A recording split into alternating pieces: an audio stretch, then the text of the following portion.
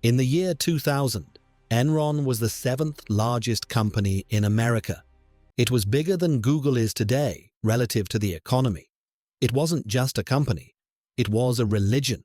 Fortune magazine named it the most innovative company for 6 years in a row. Its CEO was best friends with presidents. Its stock was a retirement goldmine that never went down. But it was all a hallucination. There were no profits. There was no innovation. There was just a black box of lies, shredded documents, and a CFO hiding billions of dollars in debt in fake companies named after Star Wars characters. In 24 days, $65 billion vanished. This is the story of how a boring pipeline company turned into a hedge fund, rigged the California power grid, and committed the greatest fraud in American history. To understand the crime, you have to meet the criminals. Ken Lay, the grandfatherly figure who charmed Washington. Jeff Skilling, the arrogant genius who believed money was the only thing that motivated humans. And Andy Fasto, the sorcerer who built the trap door. This isn't a story about accounting. It's a psychological thriller. Enron started as a boring company. They moved natural gas from Texas to New York through pipes. It was safe. It was steady. You bought gas for $2. You sold it for $3. You made $1. But for Jeffrey Skilling, safe was a dirty word. Skilling was a consultant from McKinsey. He was brilliant, intense, and bored. He told Enron, "I will join you, but only if you let me change the accounting." He introduced a virus called mark-to-market accounting.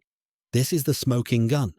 In normal accounting, if you sign a 10-year deal to sell gas, you book the profit each year as the cash actually comes in. It's real. In mark-to-market, you are allowed to estimate the total profit for the next 10 years and book it all today. Did you actually get the money? No. Did you sign the deal? Yes. So, Enron would sign a deal, say, "We think this will make $100 million, and boom, they reported $100 million in profit that afternoon. They claimed the profit before they made a single dime. It became an addiction. To keep the stock price up, they had to sign more and more deals to book future profits. But since they weren't actually collecting cash yet, they were bleeding money while telling Wall Street they were rich. By 1999, Skilling was bored with gas. He wanted to trade everything. He wanted to trade electricity. He wanted to trade weather futures. He even wanted to trade bandwidth, the internet itself. Here is the perfect example of the fraud, the Blockbuster deal. Enron announced a partnership with Blockbuster Video to stream movies over the internet. It was Netflix before Netflix existed. The technology didn't work. They didn't have the bandwidth.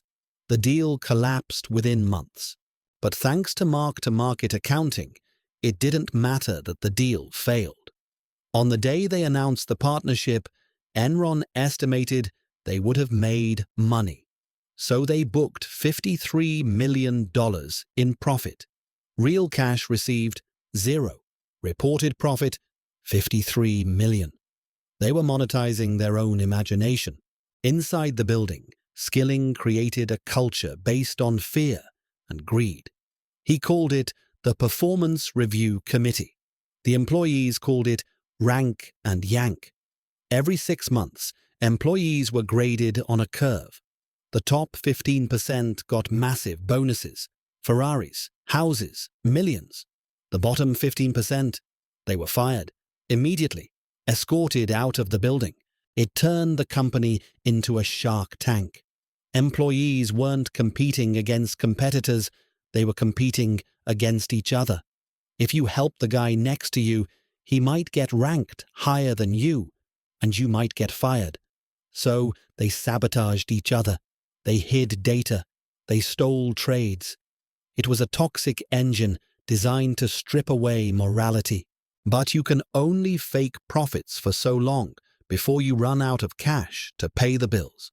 By 2000, Enron was billions of dollars in debt. If Wall Street saw the debt, the credit rating would drop, the stock would crash, and the game would end. They needed a magician. Enter Andrew Fastow, the CFO. Fastow created thousands of fake companies, shell companies. He named them after Star Wars characters: Jedi, Chuko, Raptor. It was an inside joke. Here was the scam. Step 1. Enron has $1 billion in bad debt. Step 2. Enron creates a fake company called Raptor. Step 3. Enron sells the debt to Raptor. Suddenly, the debt is off Enron's books. They look clean. But who paid for it? Nobody. Raptor paid for it with stock that Enron gave them. It was a circle of nothingness. Who signed off on this? Arthur Andersen, the oldest and most respected accounting firm in the world. They were making $1 million a week from Enron fees.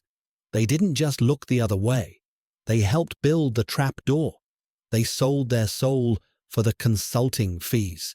If the accounting was the gun, the California energy crisis was the murder. In 2000, California deregulated its power grid.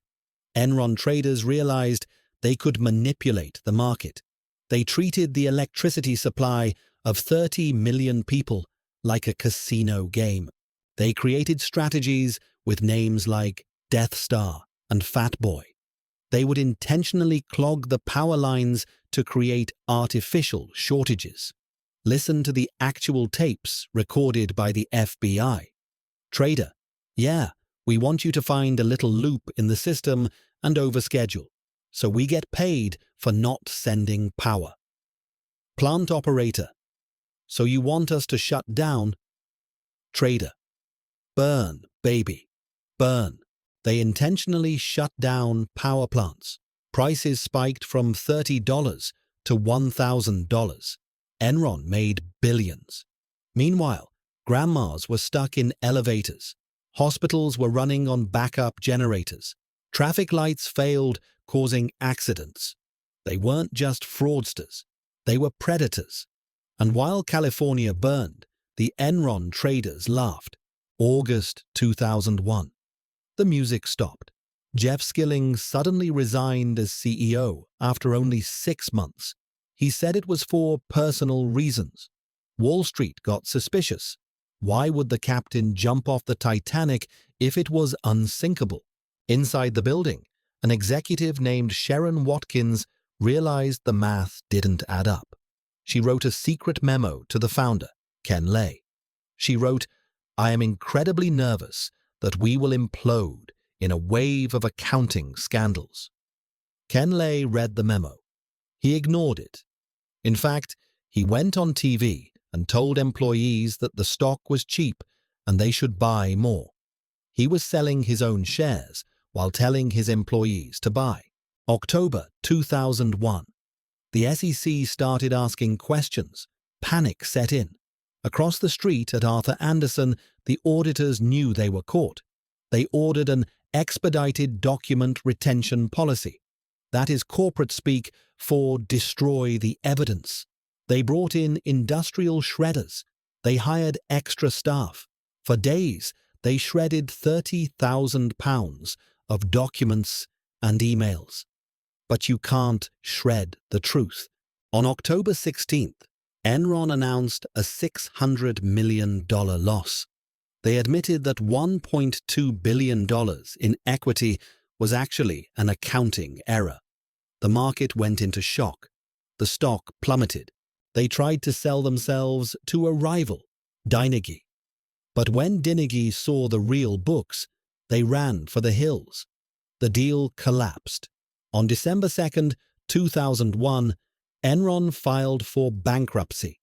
The 7th largest company in America was worth zero. The collapse wasn't just financial. It was violent.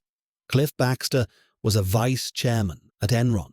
He wasn't one of the masterminds, but he knew enough to be tortured by it. As the scandal broke, he couldn't take the shame. In January 2002, he drove his black Mercedes to a side street in Sugar Land, Texas. He wrote a suicide note to his wife that said, "I have always tried to do the right thing, but where there was once great pride, now there is none." He shot himself in the head. He was the first casualty of the lie. The fallout was nuclear. 20,000 employees lost their jobs. Retirees lost $2 billion in pension funds. They had their life savings in Enron stock, and they were forbidden from selling it until it hit zero. The smartest guys in the room went to prison. Andy Fasto pleaded guilty and turned on his bosses. He got 6 years. Jeff Skilling fought it.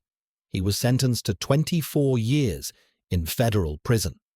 Ken Lay, the founder, was convicted on all counts.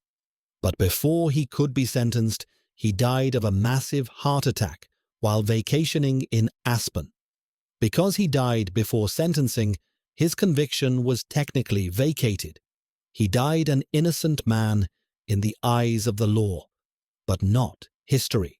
And Arthur Andersen, the 89-year-old firm, was convicted of obstruction of justice for the shredding. It dissolved. 85,000 innocent accountants lost their jobs because a few partners in Houston helped Enron lie. Enron's slogan was, "Ask why."